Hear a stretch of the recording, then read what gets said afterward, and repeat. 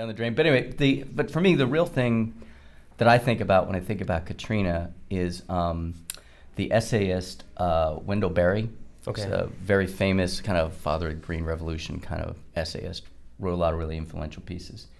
And he grew up in Kentucky, and he wrote a really awesome essay, long before Katrina happened, but I read it about that time.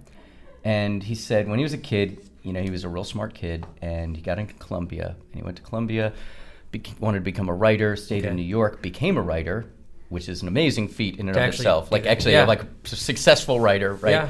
But he was really homesick for Kentucky, and he really didn't want to be in New York anymore. So he decided to go back to Kentucky. And his New York friends were like, dude, there are no writers from Kentucky who are in Kentucky. He's like, well, there is now, right? And so he went back to Kentucky, and he says this really interesting thing about it that's extremely relevant to New Orleans. He said, when you grow up in a place, the problems of that place seem like they're not your problems because they were there before you were born and you had no say in their making. Sure.